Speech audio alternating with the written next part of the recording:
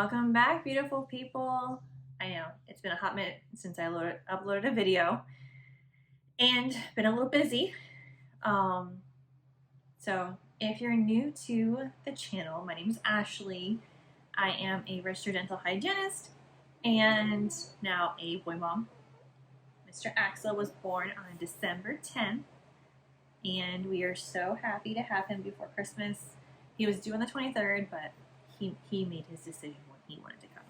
But I wanted to share my birth story with you guys. So I really didn't plan on breastfeeding while we're doing this video, but he was hungry and he wouldn't chill out. So here we are. So to go on that subject, he is breastfed and with a combination of supplementing with the Infamil NeuroPro. But back to my birth story. So he was due on the 23rd and he came on the 10th, which means that he decided to come early, and that is completely okay. But I worked that Thursday before and came home, did my normal thing. It was a late night at work. Did my normal stuff. I was like, I need a bath. So I took a bath and my mother called it. I'm on the phone with her talking and she's like, why are you in the bath? Are you trying to bring on labor? I'm like, no, I take a bath every once in a while. It's just relaxing. And then I talked to my friend and I'm like, hi, these aren't Braxton Hicks. Nope, definitely not Braxton Hicks. So I start timing it and they're getting closer together, like more consistently. So I text my midwife at like 11 o'clock at night. And I'm like, oh, actually it was like 9. It was 9 o'clock. 9 o'clock I text her, I was like, hey, I'm not sure what's going on, but I feel like I'm having contractions. Like legit ones, they're not Braxton Hicks. And she's like, okay.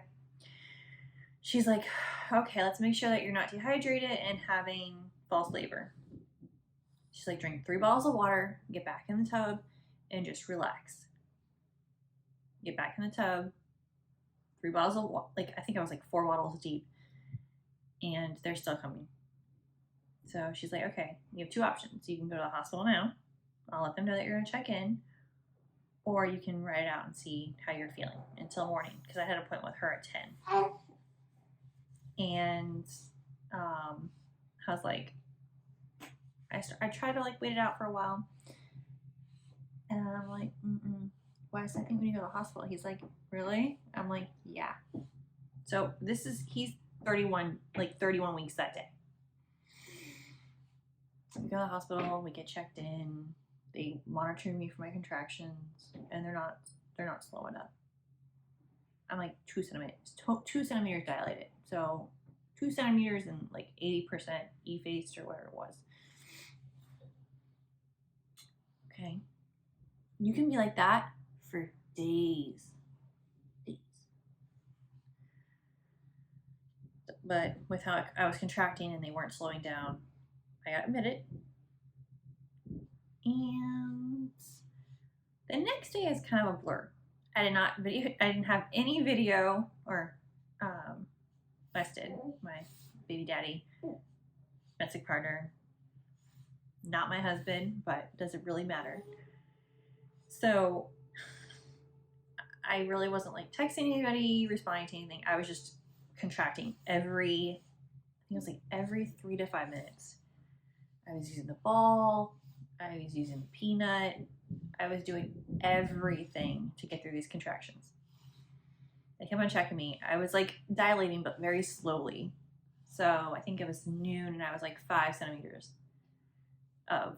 so I was contracting since Thursday at 9 p.m. and here it is Friday at noon, and I've only got an extra 3 centimeters and like no sleep because contractions, I couldn't sleep. So, and I can't eat. I can have water and ice chips. So I'm getting all tussled and all I can have is water. And it's been a long time since I've eaten. I can do without sleep, can't do without eating. So After this, I think it was like 2 p.m. She comes in, she checks me, and she's like, okay, we have options here. You can get epidural, which she knew I was against epidural. She knew I was against epidural because I don't want a needle in my back. I don't want those additional drugs either, but it's really not about the drugs. I'm not a needle person by any means. You're putting a long ass needle into my back, which means I also have to catheter and all those things because you lose your feeling in the lower half.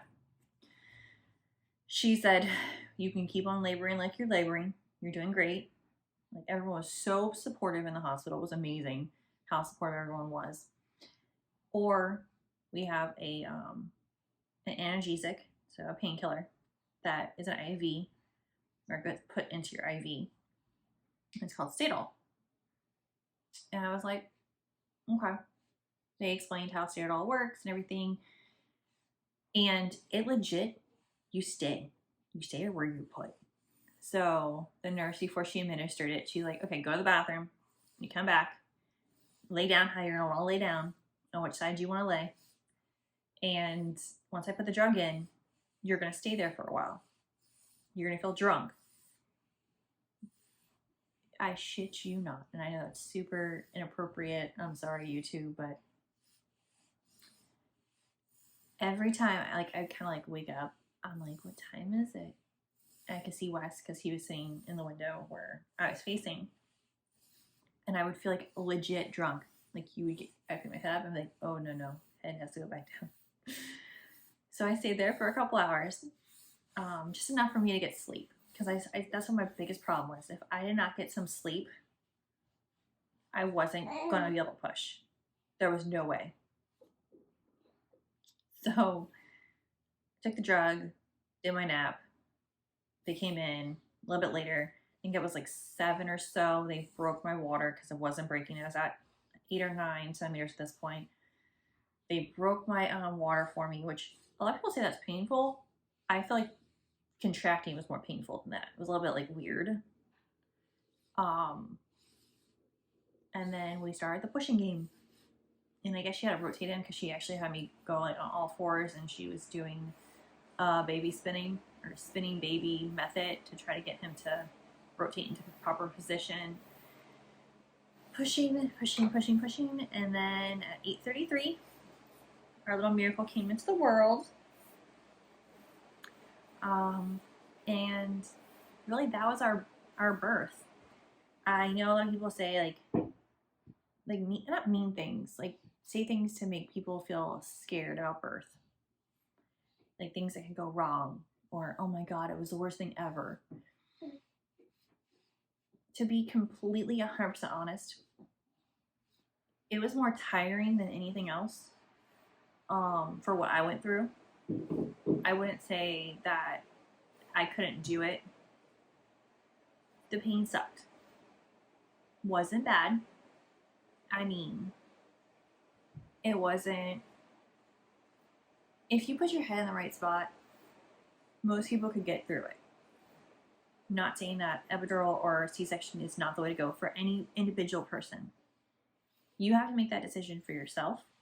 And you know what? Whatever happens, happens. But as long as mom, baby, everyone leaves the hospital just fine, don't call birth horror stories. Don't tell people horror stories about birth. Because reality, what does that give anyone? A negative outlook on what birth can be. And in the end, you're getting this little precious bundle. So as long as baby and mom all go home and everyone's nice and healthy, that's all that we should ever think about with birth. So the only reason I'm recording this is because so many people ask me about my horror story.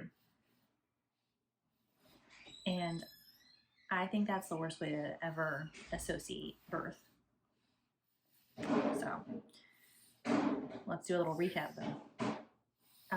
At 38 weeks, we were planning on actually packing all his stuff, getting everything ready for the hospital that weekend. So we had nothing. We went to the hospital. I threw some stuff into a hospital bag, like my toothbrush, forgot my hairbrush. I didn't bring bath slippers. Like, I didn't have half the stuff in my hospital bag. I think my hospital bag actually came from my friend earlier that week. And yeah, that was a shit show. So I didn't pack a hospital bag. I didn't pack any snacks. I didn't have anything that I planned on having. We had his birth plan. We left it in the truck because we went in through ER in the middle of the night. And I love my hospital, but it's kind of in the hood. So it's not like he's running out back and forth. I'm in triage. There's no way that we're going to go back and get it. So basically we're just all talking about like what's our options and what I want and what we want. And what I want for him. So I feel like if you want to hear about a trauma story, have your hospital bag for you and your significant other packed early as possible. I thought 2 weeks was plenty of time. Literally, he came on Friday. I was planning on washing all his laundry because I had nothing for him. So we had like Wes went home on Saturday. He was with me all Friday, but Saturday he went home and he washed laundry, did some stuff, and brought back most of my stuff that I had. I mean, the hospital had everything I needed for me. Like I needed a hairbrush. They didn't have that, so I tried to comb my hair with a little infant hairbrush. Did not work out. Don't recommend it. I looked like a hot mess. It's fine. What else? I mean, just those things. Like, have tip 1, pack your hospital bag. Tip 2, after you give birth, don't tell people trauma stories. I don't think it's necessary. I think it puts a very negative outlook on bringing a baby into the world. And it just scares people. So let's make 2022 less fearful. And he looks like he's almost done with this side, so we're gonna switch. But yeah, that's our birth story of Mr. Axel, and I'm so happy we have him. So it's gonna be a great year, and I hope that if you are a mother and you see this, that you're due to give birth soon, pack your hospital bag into you got this. That's it. If you're planned cesarean, if you have if you want the epidural, get your epidural.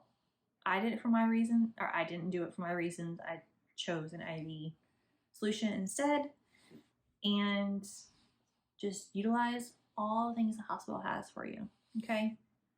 And trust your doctor. If you don't trust your doctor, get a new one. I know it's kind of hard to say that, but my midwife is amazing. She never pushed me into anything. She just was there for support, and she took it like a champ when she was holding my leg for me to push. Because I would not, I mean, I swear I bruised a rib on her, but that was a different story. And then 3, enjoy it. Because I don't think I have postpartum, but there is moments you have a lot of hormones afterwards. So be aware of that. You're going to have a lot of hormones afterwards. And they're going to come from nowhere. And just remember that if you need help, your physician's there. And then also pediatrics nowadays are really checking on their mothers as well. At least mine is. To make sure that mothers are not feeling any kind of issues with postpartum depression. But you are going to be sad that he's not, or your baby's no longer inside you. If you had a good pregnancy, or a smooth sailing pregnancy, I would have to say, you're gonna miss that, because I miss it. I already miss him being a littler. He's gotten so big in the last 3 weeks, even though I want him to get big. That's the biggest goal. He was a little bit small, since he can have his extra 2 weeks to grow, but he's doing amazing. He's our little man. But 2022, stay positive. You got this, and look forward to some of the other videos that are going to come up.